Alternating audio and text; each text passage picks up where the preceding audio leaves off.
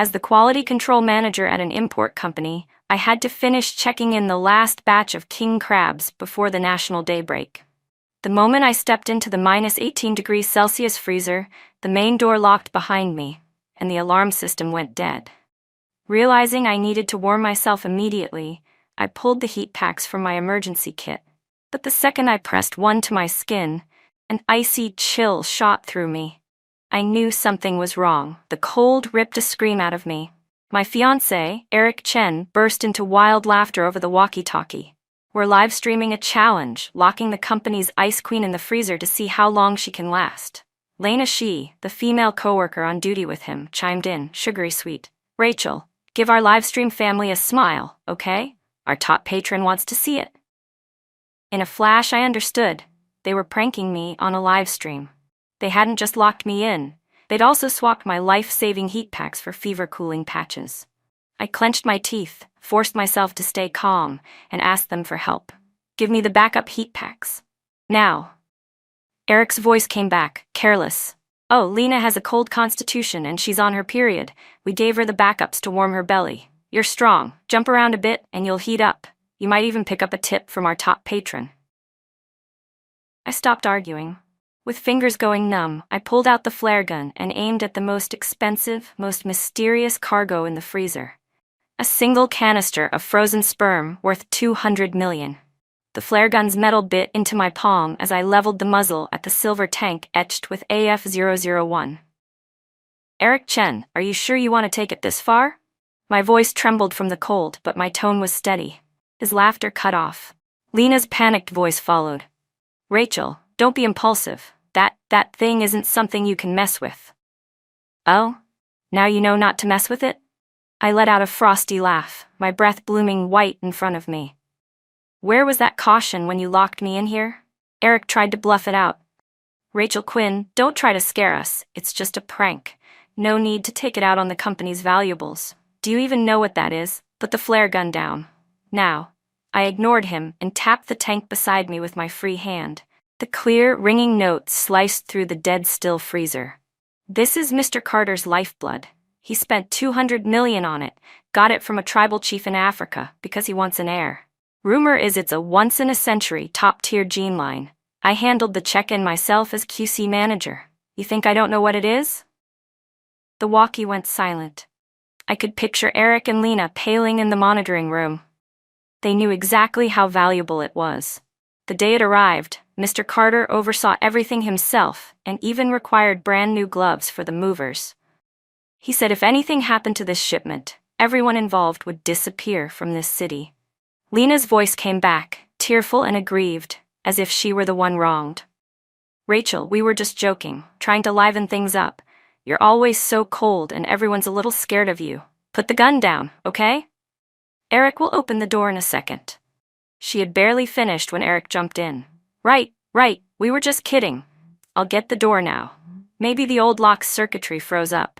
Don't panic, I'm gonna grab tools. Listening to their little duet, the last scrap of warmth in me vanished. Froze up? I said, voice like ice. This German constant temperature door operates just fine at -50. You think I'm an idiot? Drop the act. You have 10 seconds to open the door. And don't forget, you're still live. If Mr. Carter sees online that his pride and joy got ruined because of you, do you think you'll live to see tomorrow? 10 seconds. Open the door, now. I started the countdown. 10, 9. My frozen fingers settled on the flare gun's trigger. Over the walkie-talkie came Eric Chen's panicked growl, tangled with Lena Tsai's breathy whimper. You're insane, Rachel Quinn, you crazy woman. Lena squeaked. Eric, what do we do? The stream is blowing up. Our top patron says he wants to see her actually fire. Shut up. 3, 2. I was just about to squeeze the trigger when Eric practically shouted, Don't. I'll open it. I'm opening it right now. I let out a breath and the release made my whole body shake even harder. But 30 seconds crawled by, my breathing turned ragged, and the heavy door didn't budge. Eric's voice came back, light and oily. Ah, Rachel, my bad. I got too nervous and entered the passcode wrong 3 times. The electronic lock auto-secured. We'll have to wait for an engineer to unlock it. The bottom dropped out of my stomach. Even the nearest on-call engineer would take an hour to get here. Eric Chen, you're playing me. How is this playing you? He said, unable to hide the glee in his voice, as if he were savoring my despair. Call it fate. Even the heavens want you to cool off in there. Lena chimed in, feigning softness. Rachel, you can't get out anyway. Why not cooperate with the stream? Everyone wants to see our ice queen looking all delicate and pitiful in the freezer. Our top patron just sent 10 rockets and says if you do a little sword dance routine in there, he'll send 10 more. I trembled. From cold or fury, I couldn't tell. They had never intended to let me out. The wrong passcode was just an excuse to drag this cruel livestream out. Eric Chen, aren't you afraid I'll really destroy this thing? I raised the flare gun again, but this time my hands were shaking so badly I could barely hold it. You won't, he said, calm now, all fear gone. Rachel, I know you too well. Your sense of duty is stronger than anyone's. You put the company's interests above your own life. Last time, to rush a shipment, you stood guard over the warehouse with a high fever. This time is no different. You can't bring yourself to ruin it. You don't dare. His words slid like a knife straight into my heart. He did know me, and he was using that sense of duty to kill me. His tone cooled. And I'd advise you not to try anything. I've already reported to Mr. Carter that you're doing a routine inspection. To be absolutely safe, you'll be stationed in the freezer area tonight. He even praised your dedication and said he'd give you a bonus. If you touch that canister, how are you going to explain yourself when Mr. Carter gets here? Shameless. He had flipped the truth and poisoned every way out. If I died in here, it would be a dedicated worker's accident. If I destroyed the cargo to save myself, it would be theft and malicious damage. Either way, I lost. A cold rose from the soles of my feet and flooded upward until even the spaces between my bones felt frozen. My thoughts blurred, my vision dimmed. No, I can't die here. I gripped a frost-bitten rack and forced myself upright. Eric Chen, for the sake of the fact that we're about to be married. My voice carried a thread of pleading, my last hope. If you let me out, I'll pretend none of this happened. The other end of the walkie went quiet for a moment. I almost believed he might soften. Then Lena's airy little remark shattered that illusion. Oh, Rachel, you don't know yet, do you? Eric's already decided to call off the engagement. He says being with you is exhausting, like trying to warm a block of ice. Lena dragged out her words, full of pride and smug glee. I'm pregnant. It's Eric's child. We're getting engaged next month. Boom, my mind went blank. Pregnant. Breaking the engagement. So this wasn't some spur-of-the-moment prank. It was a long-planned murder. They wanted me dead so they could be together openly. Rachel, don't blame me. Eric's voice came again, cold and bloodless. Blame yourself for being boring. Too domineering. Kelly's gentler than you, more considerate. Men aren't like you. Just go in peace. Your career, your love, everything, Kelly will take good care of it for you. Despair wrapped me like a giant net and pinned me in place. I slid down the rack to the floor, feeling my strength drain away by the second. Just then, footsteps sounded outside the freezer, and an older voice called out, Eric, it's so late. Why aren't you off work? What are you doing in the monitoring room? It was the night shift security guard, Mr. Warren.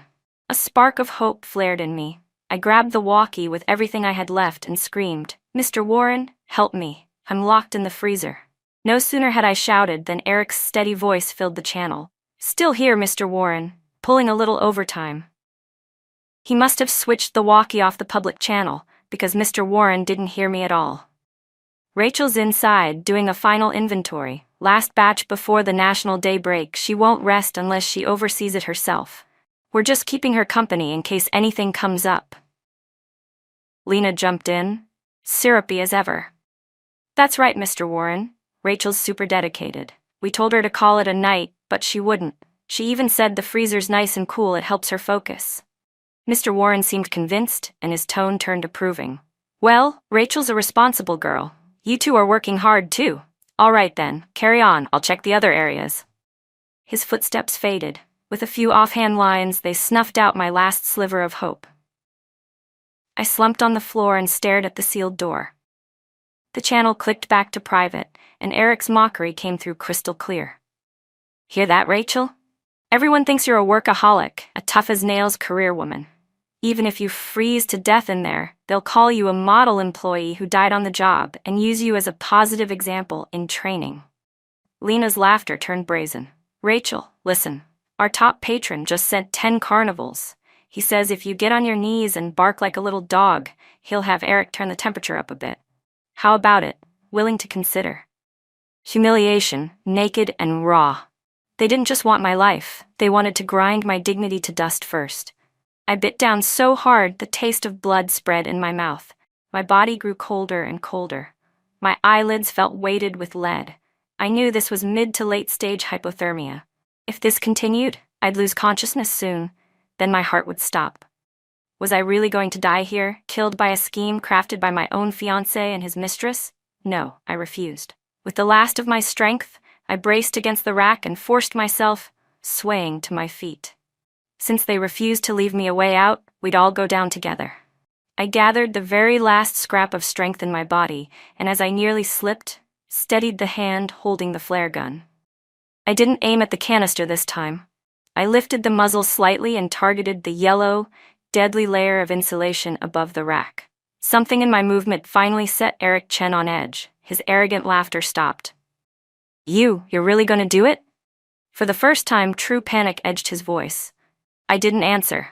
I squeezed the trigger with everything I had. The gun gave a dull bang. A blinding red streak like an enraged fire serpent leapt into the yellow foam. In the next second, flame exploded outward. Lena's eyes shriek tore through the walkie-talkie. Fire, there's a fire. Eric's voice followed, frantic and ragged. Put it out. Put it, damn it. But it was already too late. The shrill factory-wide fire alarm detonated over us, drowning out every laugh and scream. Polyurethane foam insulation is flammable. Once ignited, the blaze spreads fast and releases thick smoke laced with highly toxic cyanide compounds. That was lesson 1 in my QC onboarding. Eric and Lena had clearly forgotten. Fire burst before my eyes. Acrid smoke flooded my nose and mouth. I didn't dodge. Instead, I drew a deep breath straight into the haze. The scalding air rushed into my frozen lungs, and the violent coughing snapped a sliver of clarity back into me. I had to stay conscious. A fire triggers the highest level alarm. The suppression system would flood the freezer with high-concentration carbon dioxide. Rescue might not come before I suffocated. Dragging legs that were going stiff, I clawed my way toward the door. Every inch felt like someone was scraping knives along my bones. Over the walkie, Eric and Lena's screams and curses tumbled into terrified sobbing. Maniac, she's a maniac. The smoke, there's so much smoke. Eric, what do we do? The alarms, everyone in the plant. How should I know? Run. Footsteps, crashes, crying, they dropped the walkie and fled, leaving me alone in the fire and poison. I laughed. My lungs burned like they were on a grill, but I still laughed. Fine. If I had to take the road to hell, at least those two would be on it with me. I flattened myself to the floor. Under the twin assault of toxic smoke and brutal cold, my awareness thinned. Just as my eyes were about to shut, the door I thought would never open slammed wide with a thunderous crack. A shaft of blinding light cut in. People rushed inside, more than one. Firefighters, and Mr. Warren in his security uniform. There's someone here, get her out. They lifted me onto a stretcher. Through the jolting rush, I glimpsed the monitoring room empty. Eric Chen and Lena Shai had really run. They set me on the ambulance gurney and clamped an oxygen mask over my face. I gulped air and, through my blur of vision, saw Mr. Carter's face, iron blue with rage. A shivering figure stood beside him, Lena, dragged back. Rachel. Mr. Carter lunged to the ambulance, gripping my hand. How's my baby? I stared at him, tugged the mask down, and forced the words out.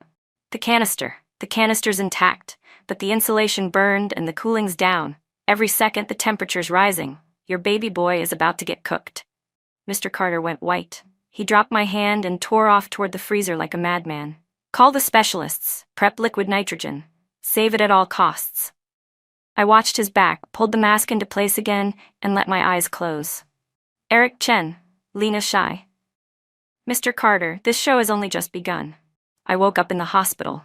Severe hypothermia combined with inhalation lung injury, the doctor said it was a miracle I'd been dragged back from the brink. Lying in the bed, I stared at the moon outside the window.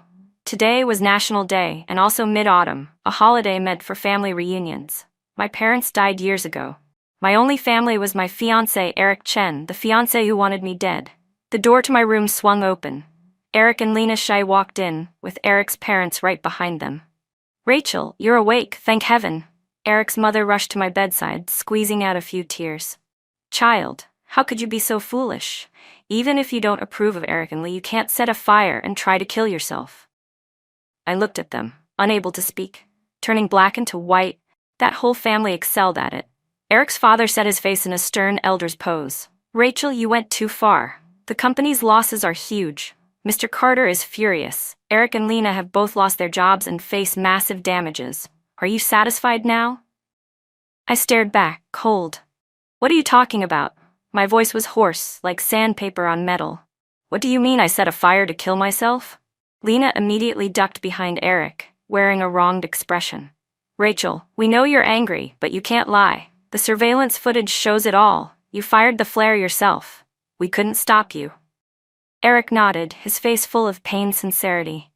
Rachel, I know you blame me, but we really just wanted to play a joke on you. We never meant to hurt you. You got too emotional and did something rash. Now that things have blown up, let's shoulder it together, okay? Tell the police and Mr. Carter it was an accident. For the sake of the baby Lena's carrying, and since we're about to get married, shut up. The words ripped out of me. Who's about to marry you? Eric Chen, do you have any shame? The shout tore at my injured lungs. A violent cough left me gasping. Eric's mother hurried over to pat my back, all fake concern. Oh, don't get worked up, your health comes first. Eric's saying this for your own good. With a temper like yours, what man could stand it? Lena is wonderful, gentle and obedient, and she's carrying our grandchild. You're like a hen that can't lay eggs, hogging the roost. Does that make sense? Her words were a knife dipped in poison, driven straight into my heart. A hen that can't lay eggs. We'd been together 3 years, and hadn't tried for a child because Eric said he wasn't ready. He said he wanted to wait until his career was stable so he could give me a steady home. Lies. He wasn't unready. He was waiting for another woman to bear his child. Get out. I pointed at the door with everything I had. All of you, get out. How dare you? Eric's father exploded, lifting his hand to strike me when a figure in uniform stepped in front of my bed. Police investigation. Irrelevant persons, step aside. 2 officers came in, faces set. At the sight of them, the Chen's arrogance instantly deflated. Officers, this is a family matter. We received a report, the lead officer said, giving me a brief look before turning to Eric Chen. Miss Rachel Quinn is suspected of intentional arson endangering public safety.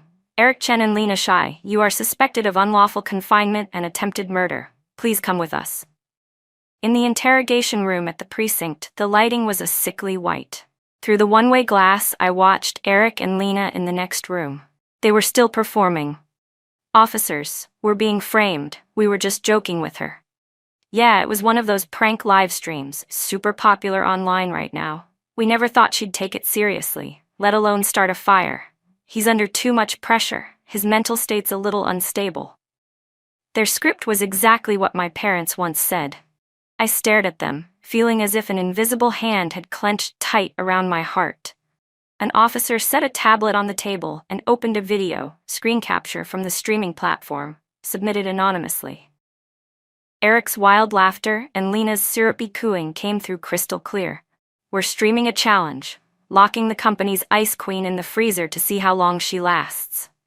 Rachel, give our livestream family a smile, okay? As the video played, the color drained from their faces. They began to shake, lips quivering, unable to say a word. This is edited, Lena suddenly shrieked. Rachel faked it. He knows computers. He's trying to frame us. Yes, fake. Eric grabbed at the claim like a lifeline. Officers, you can't believe him. He's crazy. The officer stopped the video and looked at them without expression. This recording, along with the real-time barrage comments from 400,000 viewers, has already been sent to our forensics team. Also, we've located the top patron. He has confessed to paying to watch a murder on livestream, and the room went dead silent. Every trace of blood left Eric and Lena's faces. They slumped in their chairs like their bones had been pulled out.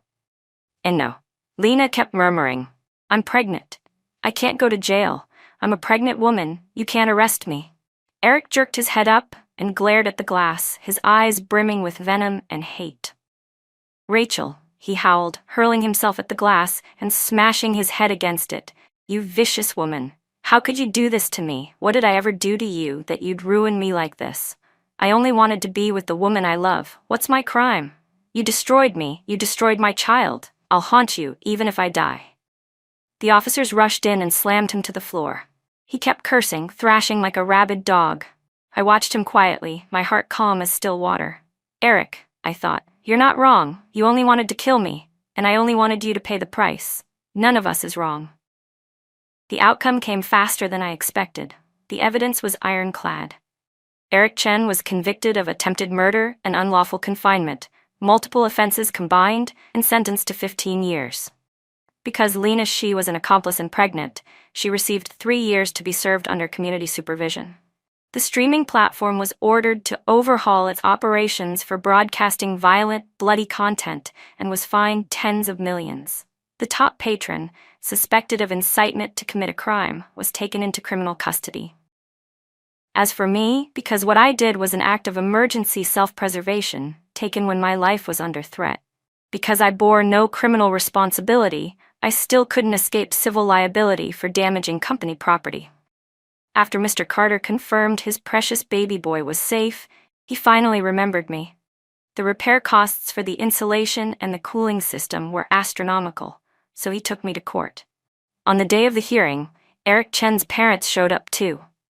They rushed at me, hitting and cursing. "You jinx, you ruined our whole family. Our son's in prison because of you. What more do you want? Pay up. Give us back our son's youth." The bailiffs blocked them.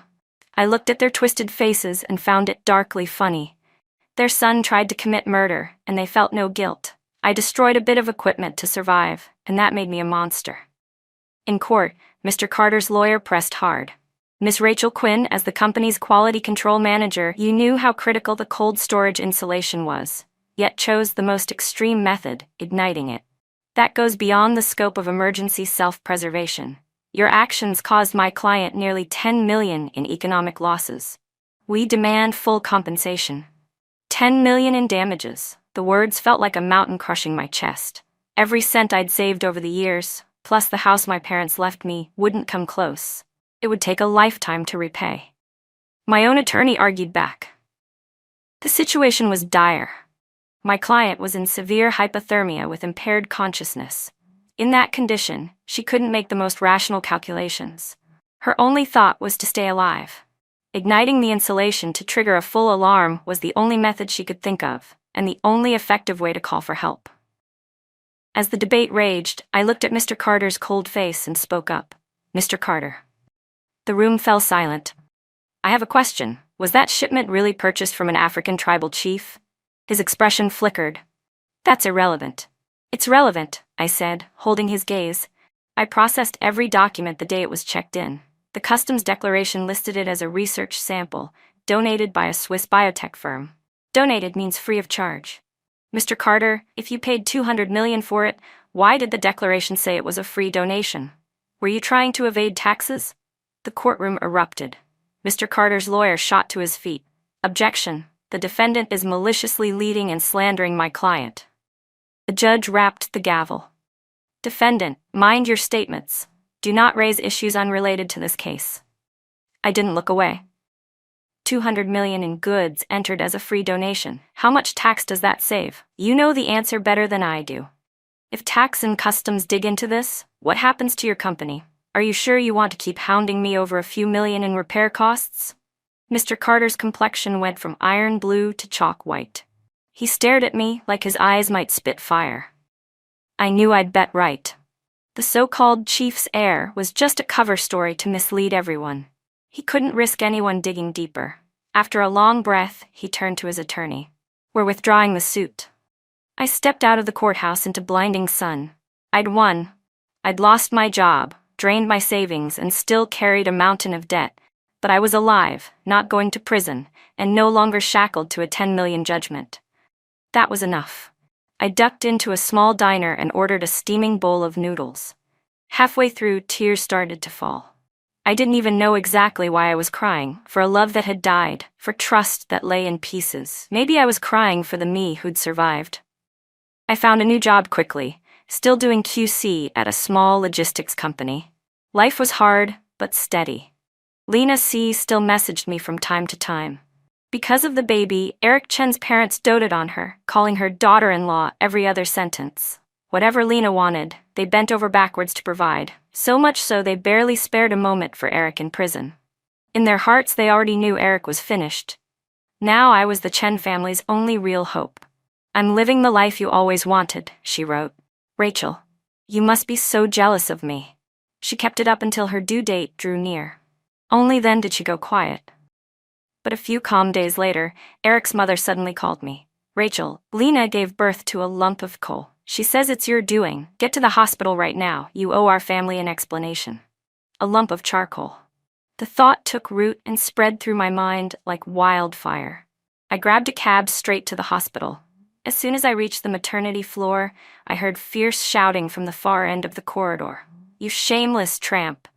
Eric's mother was shrieking. "What sin did our Chen family commit to end up with trash like you? My son's still suffering in prison, and you're out here cheating. Whose seed is this nigger?" Lena's voice came back, weak but razor sharp. "I didn't cheat. This is Eric's child. It's your Chen family's blood." "Liar," Eric's father roared. "8 generations of pure Han in our family. How could we produce a black baby? You think we're idiots?" I leaned against the wall, listening, feeling only the absurdity of it all. The ward door yanked open and Eric's mother burst out, streaked with tears and wild-eyed. She saw me, froze, then lunged like a mad woman. "You, Rachel. You vile woman. You've cursed our family, you ruined us. Did you hex Eric so Lena would give birth to this monster?" She shoved me hard. I staggered into the wall. Nurses and doctors rushed over and dragged her back. I pushed through the knot of people and stepped into the room. Lena lay in the bed, face bloodless, hair a mess. When she saw I'd actually come, a flicker of panic crossed her eyes. The newborn lay in the bassinet beside her, tiny, wrinkled, skin the color of dark chocolate. Perfectly healthy and striking. "What's wrong?" I walked to her bedside and looked down at her.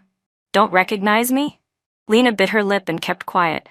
"The baby's adorable," I said softly, gazing at the infant. "It's just the coloring doesn't look much like Eric Chen." "Shut up," Lena snapped, suddenly overwrought. "He's Eric's child. He is." "Is he?" I smiled. "How interesting. The heir Eric obsessed over, so desperate he'd kill his fiancée to get, turns out to be mixed." I didn't. Lena's composure shattered. She grabbed a pillow and hurled it at me. "So what if the baby is black? He's top-tier genes, 100 times better than a barren woman like you." The whole room went silent. Eric's parents stood there like lightning had struck them.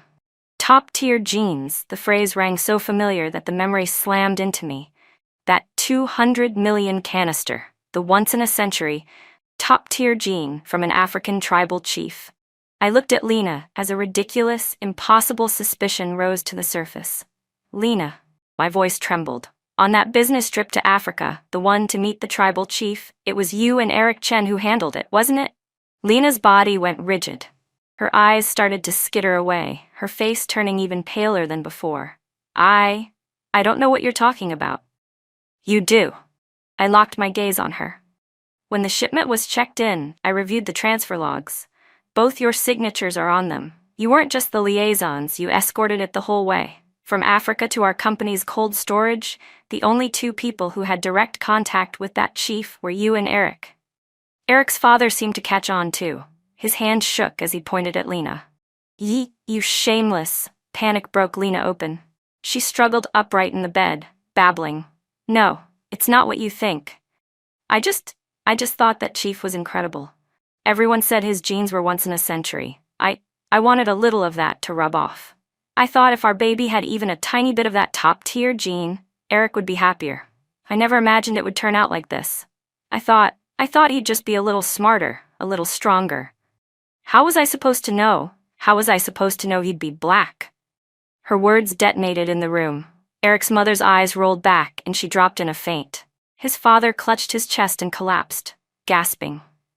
I stared at the farce unfolding before me and finally couldn't help it. I laughed, hard enough that tears spilled. Retribution. the most precise, most cutting retribution under heaven. For this so-called top-tier gene, Eric cast me aside, schemed against me, even tried to kill me. He thought he'd grasped the world, and in the end, he only spent 9 months raising another man's child, one he looked down on most, the baby he assumed belonged to backward, savage Africa. The heir he obsessed over had nothing to do with him from the very beginning. The paradise he dreamed of was only the delusion of a foolish, greedy woman. His life, his pride, everything about him had become a complete joke. Eric learned the truth in prison. His attorney told him during a meeting.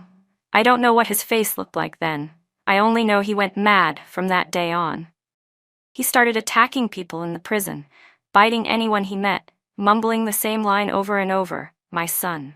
Later, he was diagnosed with schizophrenia and transferred from prison to a psychiatric hospital. The Chen family collapsed. Eric's father, overstimulated, suffered a stroke and was left partially paralyzed. His mother couldn't bear the blow. She wept all day and told anyone who would listen that I, Rachel Quinn, was a jinx and Lena was a seductress. After the hospital fiasco, the Chens threw Lena out.